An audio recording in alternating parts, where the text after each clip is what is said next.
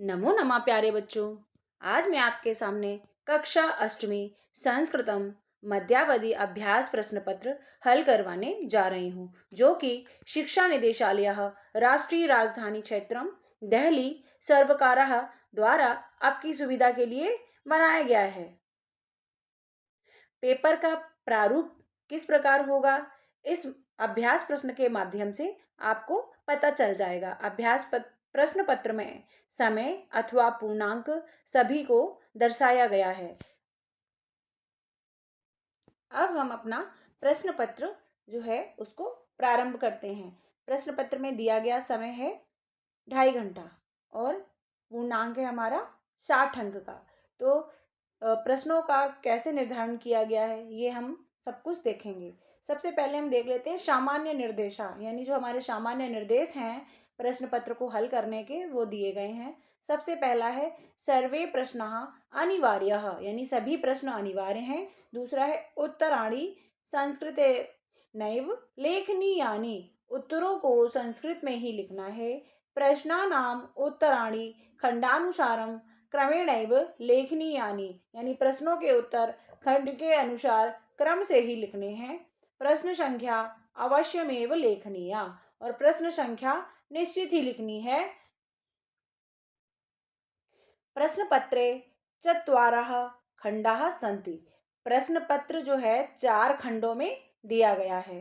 खंड का अपठित अवबोधनम 8 अंकः, खंड खा रचनात्मक कार्यम 12 अंकः, खंड गा अनुपयुक्त वैयाकरणम 18 अंकः, और खंड घा पठित अवबोधनम 22 अंकः। इस प्रकार से हमारा 4 खंडों में प्रश्न पत्र विभाजित किया गया है। अब हम खंड का को देख लेते हैं। खंड का में हमारा कहा गया है पठितांश अपठितांश अवबोधनम। अपठितांश मतलब जो आपने पहले ना पढ़ा हो, उसको आपको पढ़कर प्रश्नों के उत्तर देने हैं। एक पर दिया गया है अधोलिखितम गद्यांशम पठित्वा प्रदत्त प्रश्नानाम उत्तराणि संस्कृतेन लिखत। अधोलिखितम यानी नीचे लिखे हुए गद्यांश को पढ़कर दिए गए प्रश्नों के उत्तर संस्कृत में ही लिखें। सबसे पहले है हम गद्यांश को प्रारंभ कर लेते हैं। गद्यांश में दिया गया है वसंतस्य ऋतुः अनंतरम ग्रीष्म कालो भवति। वसंत ऋतु के बाद ग्रीष्म काल होता है। ग्रीष्म काले जलाशयः स्वल्पं जलवन्तः भवन्ति, यानी गर्मी के समय में जो जलाशय तालाब होते हैं उनमें बहुत कम जल होते हैं। कतिपय जलाशयः शुष्यन्ति, और कुछ जो जलाशय हैं, कुछ जो तालाब हैं वो सूख जाते हैं। दिनानि दीर्घाणि रात्रश्च लघवा भवन्ति, दिन बड़े होते हैं और रात छोटी होती हैं। वायुमंडले तापः वर्धते, और वायुमंडल का जो तापमान है वो बढ़ जाता है।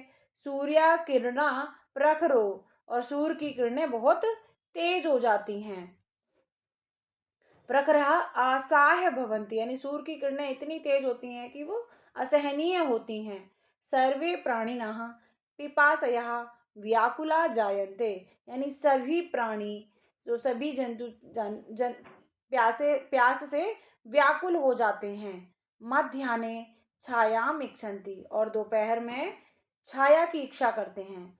हरितः वनस्पत्यः लताः कुसुमानि च म्लायन्ते, जो हरे वनस्पतियां हैं, लताएं हैं, फूल, और वे सभी मुरझा जाते हैं। मनुष्यः दिवसे गृहेषु तिष्ठन्ति, और जो लोग हैं वो दिन में घर पर ही रहते हैं। विवशः एव बहिर्गच्छन्ति, यानी व्यवस्था पर ही बाहर जाते हैं। अतएव विद्यालयेषु ग्रीष्मावकाशः दीयते, इसलिए विद्यालय में ग्रीष्म अवकाश दिया जाता है। ग्रीष्म अवकाशे भ्रमणाय कच्चित् पर्वतीय स्थलानि गच्छन्ति, गर्मी की छुट्टियों में घूमने के लिए कुछ लोग पर्वतीय स्थानों पर जाते हैं। केचन च समुद्र प्रदेशेषु गच्छन्ति, और कुछ लोग समुद्र प्रदेश में जाते हैं। तत्र वातावरणम शीतलम भवति, वहाँ का वातावरण ठंडा होता है। अतस्तेषु स्थलेषु जनसम्मर्दा जायते, इसलिए उन स्थानों पर भीड़ होती है। निवासाय स्थानम दुर्लभम भवति, रहने के लिए वहाँ पर मुश्किल होता है। आधुनिके वैज्ञानिक युगे ग्रीष्म ताप निवारणाय ताप नियंत्रण यंत्र एसी विकसितम। आधुनिक यानी आज के वैज्ञानिक युग में ग्रीष्म ताप निवारण यानी गर्मी के ताप के प्रभाव का निवारण दूर करने के लिए ताप नियंत्रण यंत्र, जिसको कि हम एसी कहते हैं, विकसितम विकास किया गया है। संपन्ना नाम जनानाम गृहेषु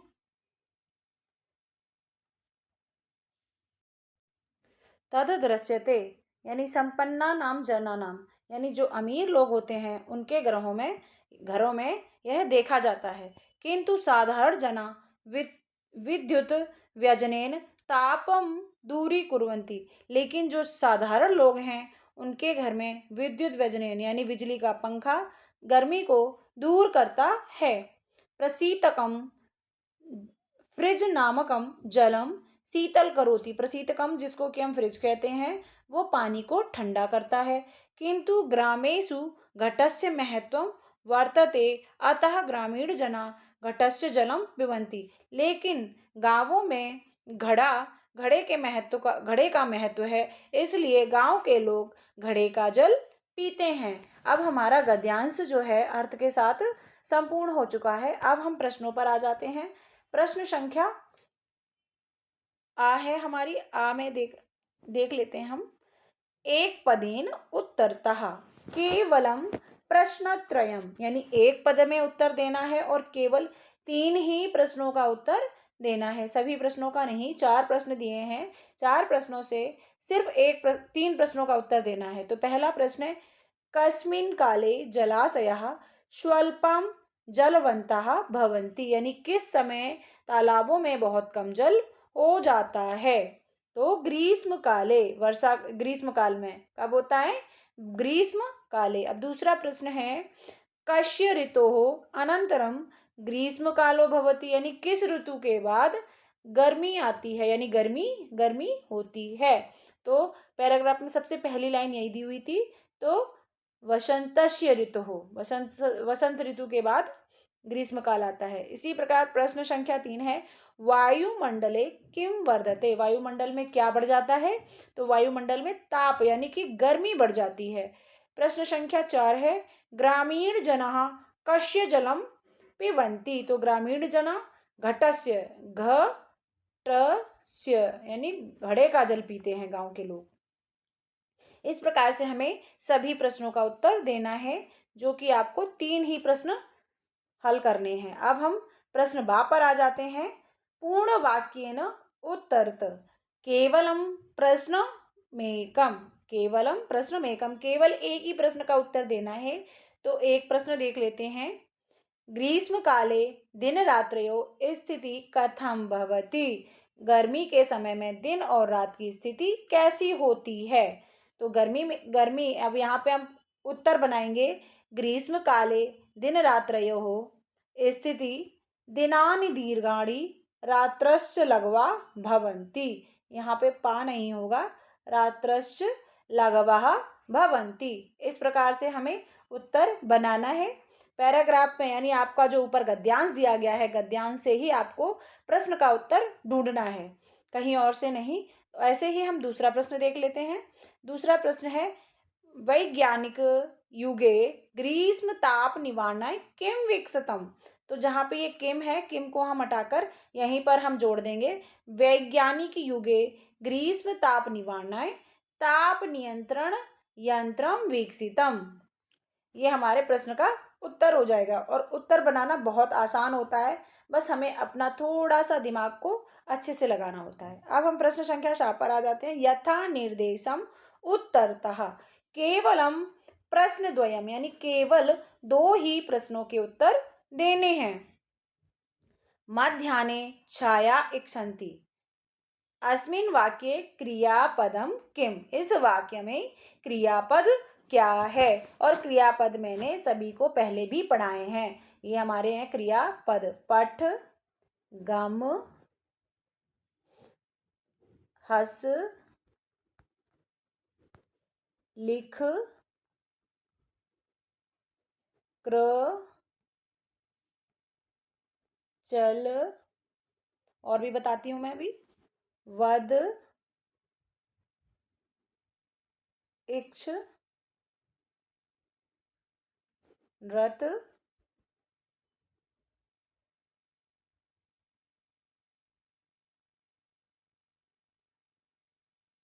ये सभी हमारी क्रियाएं हैं। क्रिया और भी होती हैं, अभी वीडियो में मैं इतनी ही क्रिया आपको बता रही हूँ। तो इस प्रकार से आपकी सारी क्रियाएं होती हैं। क्रियाएं हिंदी में अगर हम इनको समझना चाहें तो बोलना, बैठना, उठना, खाना, पीना, हंसना, रोना, नाचना, देखना, चलना, इस प्रकार से हमारी हिंदी में क्रियाएं होती हैं, जिनको हम संस्कृत में धातु भी कहते हैं। तो इसी प्रकार से आपको क्रिया ढूंढनी है। आपको ठीक से सबसे पहले ये आगे वाली लाइन पढ़नी है कि अस्मिन वाक्ये किम क्रियापदम प्रयुक्तम, यानी इस वाक्य में क्रियापद क्या लगाई गई है। तो क्रियापद क्या है? मध्याह्ने छायाम इक्षन्ति, यानी दोपहर में छाया चाहते हैं। क्या चाहते हैं? छाया चाहते हैं। तो चाहना यहाँ पे क्या हो गई? क्रिया। ये हो गया हमारा क्रिया। इक्षन्ति। इसी प्रकार से हम दूसरा देख लेते हैं। हरितः वनस्पतयः अत्र किम विशेषण पदम प्रयुक्तम। हरितः वनस्पतयः, यानी हरित, जो हरी वनस्पति है उसमें अत्र, यहाँ विशेषण पद क्या लगाया गया है। तो विशेषण पद हम कैसे ढूंढेंगे? विशेषण पद वो होते हैं जो संज्ञा अथवा सर्वनाम, संज्ञा अथवा सर्वनाम की जो विशेषता बताएं वो विशेषण कहलाते हैं। तो यहाँ पे क्या है? हरिता। वनस्पति कैसी है? हरितः। तो वनस्पति की विशेषता क्या हो गई? हरितः। तो यहाँ पे हमारा जो उत्तर हो गया हरितः। हरितः उत्तर हो गया। हरितः हमारा विशेषण पद है। इसी प्रकार से प्रश्न संख्या 3 देख लेते हैं। सुलभम इति पदस्य किम विलोम पदम। विलोम पद सभी ने पढ़े होंगे, हिंदी में भी और संस्कृत में भी। हर एक पाठ में आपके पुस्तिका जो कार्य आपका पीछे आता है, हर एक चैप्टर में, हर एक पाठ के बाद उसमें यही सब पुस्तिका कार्य में दिया होता है। यथा निर्देश वाले सारे प्रश्नों के उत्तर दिए होते हैं। उसमें विलोम शब्द, पर्यायवाची, क्रियापद, कर्तृपद, विशेष एंड विशेषण, सभी सारे प्रश्नों के उत्तर दिए होते हैं और ये सभी को समझाए भी जाते हैं। तो सुलभ जो आसानी से प्राप्त हो जाए, इसी का विलोम पद होगा दुर्लभम, जो मुश्किल से प्राप्त हो। तो इसी प्रकार अब प्रश्न संख्या दा को हम देख लेते हैं। अस्य अनुच्छेदस्य कृते उपयुक्त शीर्षक संस्कृतेन लिखत। इस अनुच्छेद का जो शीर्षक है वो संस्कृत में लिखें। तो हमारा जो पूरा गद्यांश है वो किसका वर्णन कर रहा है? ग्रीष्म काल का। तो हमारा जो उपयुक्त शीर्षक है वो ग्रीष्म कालः। क्या हो जाएगा? ग्रीष्म कालः। इसी प्रकार से हम आगे देख लेते हैं। रचनात्मक क्या कार्य हमारा प्रारंभ हो गया। खंड खा रचनात्मक कार्य। खंड खा से हमारा रचनात्मक कार्य प्रारंभ हो गया, जो कि 12 अंक का है। अब हम देख लेते हैं।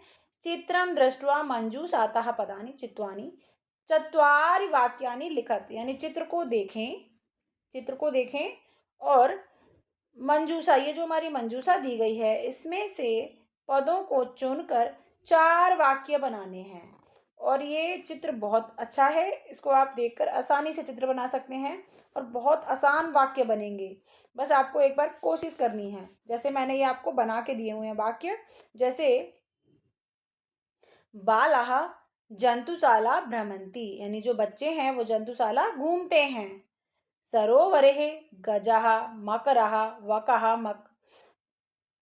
मकरश्च सन्ति, यानी तालाब में गजः वकः मकरश्च और मगर है, यानी तालाब में हाथी, बगुला और मगरमच्छ हैं। फिर दूसरा है वृक्ष है कपिः अस्ति, पेड़ पर बंदर है। अहम, यहाँ पे बेटा वहम लिखा हुआ है तो अहम होगा। इस प्रकार से अहम जंतुशाला गच्छामि, मैं जंतुशाला जाऊंगा। या मैं जंतुशाला जाता हूँ। फिर दूसरा है जाता हूँ होगा, मैं जंतुशाला जाता हूँ यानी मैं चिड़ियाघर जाता हूँ। फिर पांचवा है जंतवः आतवे आतपे व्याकुलाः सरोवरे उपविशन्ति उपविशन्ति। यहाँ पर भी उपविशन्ति इस प्रकार से लिखा जाएगा, उपविशन्ति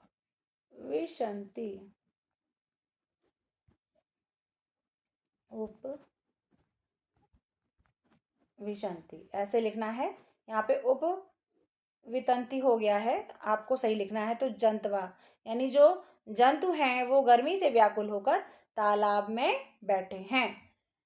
ऐसे ही हमारे 5 वाक्य आपको आप आसानी से बना सकते हैं, कोई कठिनाई नहीं होगी। बस कर्ता के साथ क्रिया को सही से जोड़ना है। एक वचन कर्ता के साथ एक वचन की क्रिया और द्विवचन के साथ द्विवचन की क्रिया और बहुवचन कर्ता के साथ बहुवचन की क्रिया, तो आपके वाक्य कभी गलत नहीं जाएंगे। इसके लिए आपको धातु रूप का ज्ञान होना आवश्यक है।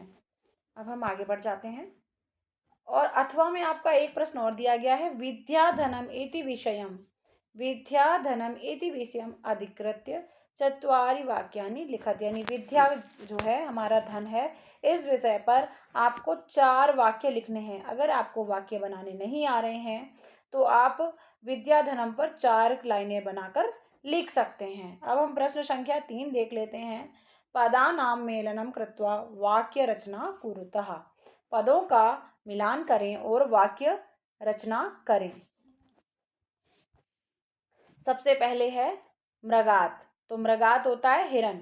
मृगात, मृग के पास क्या होता है, ये आपके चैप्टर के श्लोक में दिया गया है। मृगात कस्तूरी जायते, मृगात कस्तूरी जायते यानी जो हिरन होता है उसके पास कस्तूरी होती है। अब पंच अंगुल्याः सन्ति, 5 अंगुलियां होती हैं। हाँ, पुरतः चरणम और निदेहि लुब्धस्य यशः नश्यति। इस प्रकार से आपको मिलान करना है और मिलान करके प्रश्नों के उत्तर दे देने हैं। आगे हम खंड गा पर आ जाते हैं और खंड गा में देख लेते हैं अनुपयुक्त व्याकरणम, जो कि आपकी 18 नंबर की है। कितने नंबर की है? 18 नंबर की है। अब हम यहाँ पे प्रश्न संख्या 4 देखते हैं। अधोलिखित वाक्येषु रेखांकित पदेषु संधिम संधि विच्छेदम वा कुरुतः। नीचे लिखे गए वाक्यों में जो रेखांकित पद हैं उनमें संधि अथवा संधि विच्छेद करें। जैसे प्लास्टिक स्यूतानी चाप सार्या पिहिते अवकरो कंडोले छिपंती। अब हमें इसका जो हमारा रेखांकित शब्द है वो चा अपसार्य, तो इसका हम जब संधि करेंगे तो हो जाएगा चाप सार्य, ये शब्द बनेगा चाप सार्य। इसी प्रकार दूसरा है कमलेत्यादीनि सर्वाणि तु प्लास्टिक निर्मितानि भवन्ति। अब ये हमारा जो रेखांकित पद है वो कमलेत्यादीनि, तो कमल प्लस इत्यादीनि, इस प्रकार से हमारा शब्द बन जाएगा विच्छेद करने पर। इसी प्रकार आर्यभट्टस्यापि विरोधः अभवत, तो हमारा रेखांकित पद है आर्यभट्टस्यापि। तो जब हम इसको विभक्त करेंगे तो आर्यभट्टस्य प्लस अपि ऐसे बनेगा। इसी प्रकार चौथा है अस्माकं प्रथमोपग्रहस्य नाम आर्यभट्ट इति कृतम। हमारा जो पहला उपग्रह क्या था, उसका नाम आर्यभट्ट था। तो विच्छेद करने पर प्रथम उपग्रहस्य ऐसे शब्द बनेगा।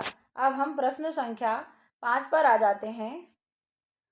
अधोलिखितम अधोलिखितम प्रकृति प्रत्ययम संयुज्य वियुज्य व पदानि सृजत।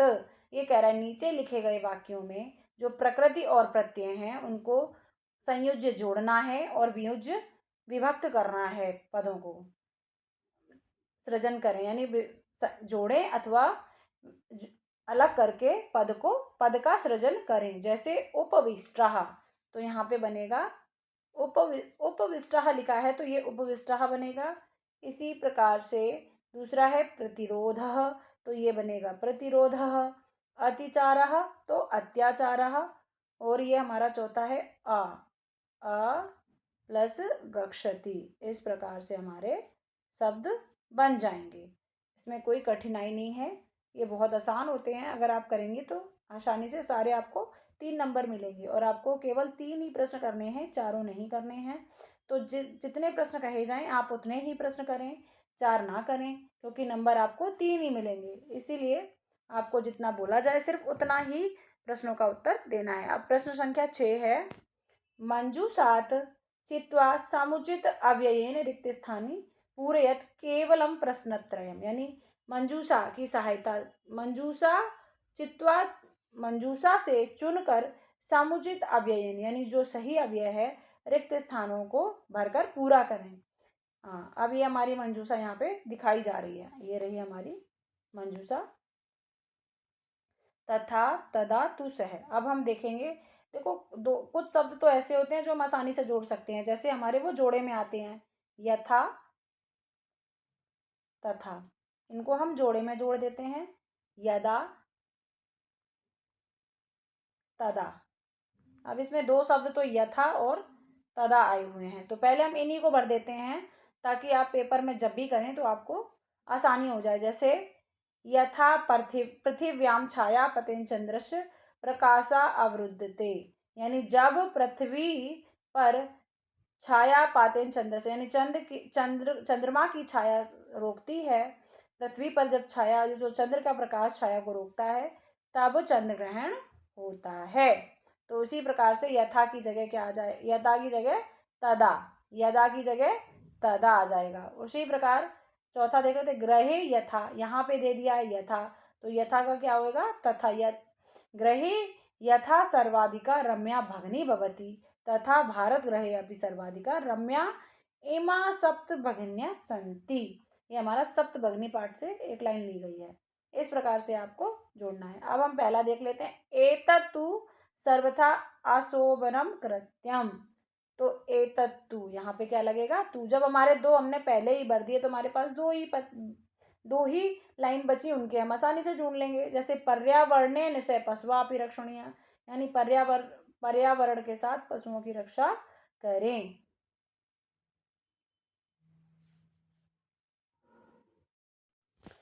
तो इस प्रकार से हमारे सारे वाक्य बन चुके हैं। जैसे पहला एतत्तु, इसमें भरा जाएगा तू, एतत्तु सर्वथा अशोभनम कृत्या।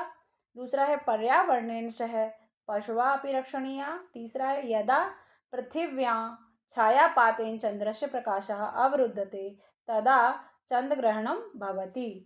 चौथा है ग्रहे यथा सर्वाधिका रम्या भगनी भवति तथा भारत ग्रहे अपि सर्वाधिका रम्यः इमाः सप्तभगन्या सन्ति। इस प्रकार से आपके चारों वाक्य अव्यय के साथ पूर्ण हुए। अब हम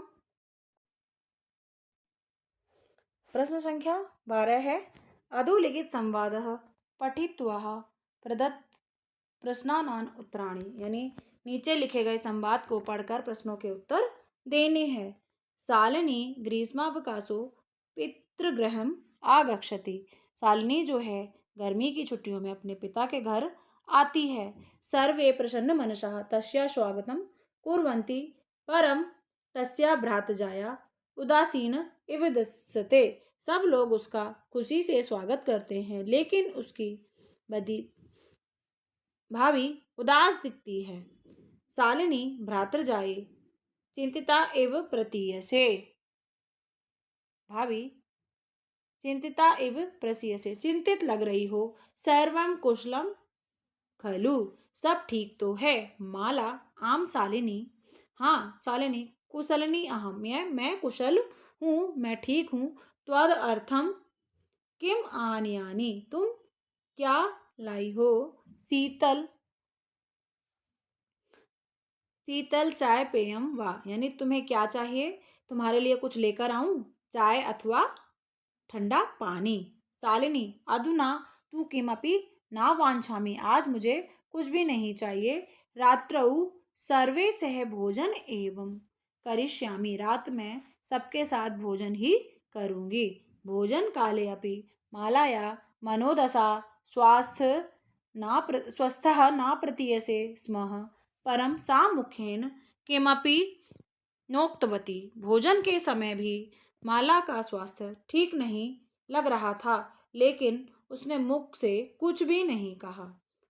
राकेशः भगिनी शालिन्यः दृष्ट्वा त्वं समागतः। बहन शालिनी, सौभाग्य से तुम आ गई हो। अद्य मम कार्यालय एका महत्वपूर्ण गोष्ठी सहैव निश्चिता। आज मेरे ऑफिस में एक बहुत जरूरी मीटिंग रखी गई है। अद्यैव मालाया चिकित्सा सह मेलनस्य समया निर्धारिता त्वं मालया सह चिकित्सका प्रति गक्ष। आज माला को डॉक्टर के पास मिलने का समय तय किया गया है। त्वं मालया सह चिकित्सका प्रति गच्छ, तो तुम माला के साथ डॉक्टर के पास जाना। तस्या परामर्शानुसार यदि ध्येयं तद संपादय, और डॉक्टर के परामर्श के अनुसार जैसा वो कहें, जैसा जरूरी हो वैसा करें। शालिनी किम अभवत, क्या हुआ? शालिनी पूछती है क्या हुआ? भ्रातृजाया स्वास्थ्यम समीचीना नास्ति, क्या भाभी का स्वास्थ्य ठीक नहीं है? अहम तु या प्रवृत्ति पश्यामि सा स्वस्था न प्रभाति इति प्रतीयसे स्म। अब शालिनी कहती है कि अहम तु यानी मैं कल से प्रवृत्ति पश्यामी, या मैं कल से उनको देख रही हूँ, वह स्वस्थ प्रतीत नहीं हो रही हैं, यानी वह ठीक नहीं लग रही हैं, ऐसा मुझे प्रतीत हुआ है। राकेशा चिंताया विषय नास्ति, राकेश कहता है चिंता का विषय नहीं है। तुम मालया सह गक्ष, तुम माला के साथ चलो। मार्गे सा सर्वे ज्ञाप्यास्यामि, यानी रास्ते में मैं सब कुछ बता दूंगा। अब हम प्रश्नों को देखते हैं। प्रश्न एक पदेन उत्तरतः। केवलम प्रश्नमेकम, केवल एक ही प्रश्न का उत्तर देना है। शालिनी कदा पितृगृहम आगच्छति, यानी शालिनी जो थी वो कब पिता के घर आती है? तो ग्रीष्मावकाशे, गर्मी के समय। शालिन्या भ्रातृजाया कथमेव दृश्यते, शालिनी की भाभी कैसी दिख रही थी? उदासीन, यानी उदासीन दिख रही थी, उदास दिख रही थी। ये हमारे एक पद उत्तर हो गए। अब दूसरा हमारा पूर्ण वाक्य उत्तर था। केवलम प्रश्नम एकम, केवल एक ही प्रश्न का उत्तर देना है। राकेशः शालिनीम किम उक्तवान, राकेश ने शालिनी से क्या कहा? तो हमारा प्रश्न का उत्तर हमने ऊपर ऊपर लिख दिया है, हम ऊपर जाके देखेंगे। भगिनी शालिनी दृष्ट्वा त्वं समागता अद्य मम कार्यालय एका महत्वपूर्ण गोष्ठी सहैव निश्चिता। अद्यैव चिकित्सिका कया सह मेलनस्य समय निर्धारिता त्वं मालया सह चिकित्सका प्रति गक्ष। ये प्रश्न एक का उत्तर हो गया। और प्रश्न जो दो है, दो वाला ये रहा। शालिनी राकेशः किम उक्तवान, और शालिनी ने राकेश से क्या कहा? शालिनी ने राकेश से क्या कहा था? ये भी हमारा ऊपर दे दिया है। ये है हमारा उत्तर। शालिनी किमभवत्, क्या हुआ? भ्रातृजाया स्वास्थ्यम समीचीनम नास्ति, अहम तु ह्यः प्रभृति पश्यामि सा स्वस्था न प्रभाति इति प्रतीयते स्म।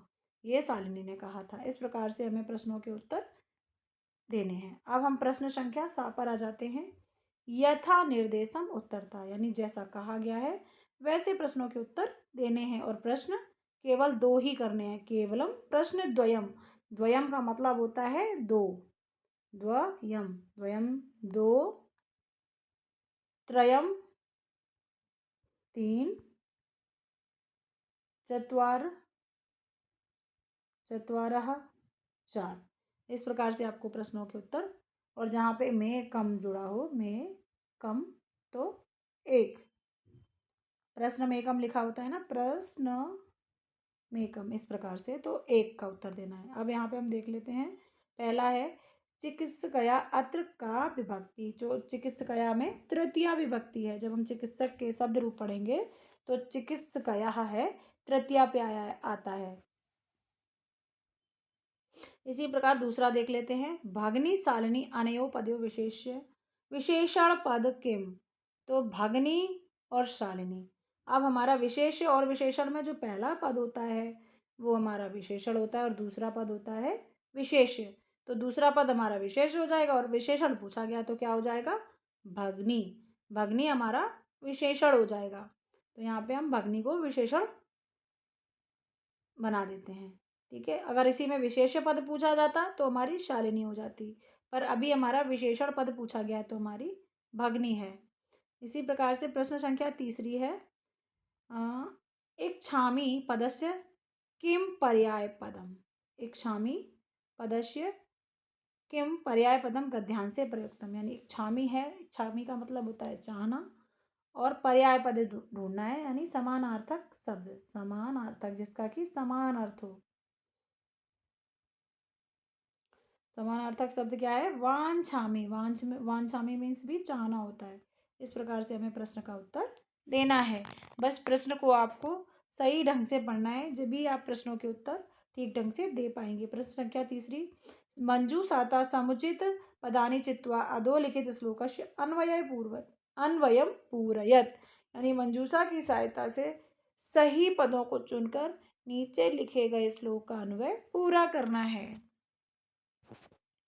अगर आप श्लोक को ठीक ढंग से पढ़ेंगे तो अन्वय आपका कभी गलत नहीं जाएगा। जैसे पतिपाषाणा विषमा प्रखरा हिंस्रः पशुवः परितः घोरा सुदुष्करम खलु यद्यपि गमनम सदैव पुरतो निदेहि चरणम। ये सदैव पुरतो निदेहि चरणम से सिर्फ 2 लाइनें ली गई हैं। अब 2 लाइनों को हमें कैसे देखना है? गमनम पाषाणः हिंस्रः। अब हमें शब्दों को जैसे जोड़ना है, जैसे कि हिंस्रः पशुआ, तो पशु, हिंसक पशु यहाँ पे है। फिर क्या है? पाषाण, और पथि पाषाणा, जो हमारा रास्ता है वो पथरीला है। और गमनम, कहाँ जा रहे हैं हम?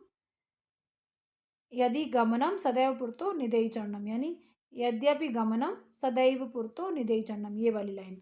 तो अगर हमने 2 शब्द जोड़ लिए, जैसे पशु, पशु कैसे हैं? हिंसक हैं, और रास्ता कैसा है? पथरीला है।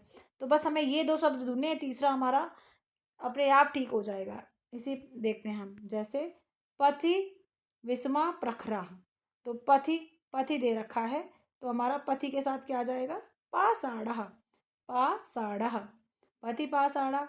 अब परितः घोरा पशुवा, मैंने कहा था ना कि हिंसक पशु, तो जहाँ पशुवा होगा वहीं पे हिंस्रः जुड़ जाएगा। और यहाँ पे यद्यपि खलु दुष्करम, अब यहाँ पे जुड़ा ही हुआ है गमनम, तो गमनम। बस ऐसे ही आपको सारे शब्दों को जोड़ देना है अन्वय में, और आपका अन्वय पूरा हो जाएगा। अब हम प्रश्न संख्या 14 पर आ जाते हैं। प्रश्न संख्या 14 हमारी क्या कह रही है? प्रदत्त प्रश्न अतिरिच्य स्वपाठ्य पुस्तकात् किमपि श्लोकद्वयं संस्कृतेन लिखत। इस लाइन का अर्थ आपको समझ आना चाहिए, क्योंकि कई बच्चे क्या करते हैं, जो प्रश्न पत्र में श्लोक लिखे होते हैं वही श्लोक उतार देते हैं। ये प्रश्न पत्र की लाइन कह रही है, प्रश्न पत्रात अतिरिच्य, यानी प्रश्न पत्र को छोड़कर स्वपाठ्य पुस्तकात्, अपनी पाठ्य पुस्तक से किमपि कोई श्लोक द्वयम, 2 श्लोक संस्कृत में लिखें। यानी अपने प्रश्न पत्र के अतिरिक्त प्रश्न पत्र में दिए गए श्लोकों को छोड़कर अपनी पाठ्य पुस्तक से कोई 2 श्लोक संस्कृत में लिखें। प्रश्न पत्र में दिए गए श्लोकों को आपको नहीं उतारना है। मैंने प्रश्न पत्र, आपको पाठ भी मैं बता देती हूँ। आपके जो 2 पाठ हैं वो प्रश्न पत्र सदैव पुरतो निदेहि चरणम है, पर उसमें से आपको जो दी गई हैं लाइनें वो नहीं लिखनी है। और भी आपके पास नीति शतकम भी शायद, नीति परक भी जब पाठ है, यानी जो भी पाठ है आपको श्लोक अपनी पुस्तिका से ही याद करने हैं, यहाँ से नहीं, आपको प्रश्न पत्र से नहीं लिखने हैं। इस बात को आपका खास ध्यान रखना है। अगर आप प्रश्न पत्र से उतारते हैं तो आपको कोई भी नंबर नहीं दिया जाएगा। इसलिए आपकी जो पाठ्य पुस्तिका रुचिरा है उसमें से आप 2 श्लोक याद करें और उन श्लोकों को लिखें। सदाचार भी आपके में भी है, सुभाषतानी है, इनमें से कोई भी चैप्टर से आप अपने श्लोक याद कर सकते हैं। तो आप अपना श्लोक याद करेंगे, और श्लोक कोई कठिन नहीं होते हैं, 2-2 लाइन वाले आप याद कर लें और उनको लिख दें। तो अभी तक मुझे ये लग रहा है कि आपको प्रश्न पत्र, जो अभ्यास प्रश्न पत्र मैंने समझाया है, शायद समझ आ गया हो। अगर आपको कहीं पर फिर भी कठिनता हो रही है तो आप हमें कमेंट बॉक्स में लिख सकते हैं, और सभी वीडियो को ध्यानपूर्वक देखेंगे, समझेंगे, और सभी बेटा लाइक करें, सब्सक्राइब भी करें। आगे हम आपको और भी नई नई वीडियो भेजेंगे, और आप चाहेंगे तो आपके चैप्टर के भी वीडियो, आपके पाठ के वीडियो भी हम बनाएंगे। तो अगली वीडियो में मिलते हैं, तब तक के लिए धन्यवाद।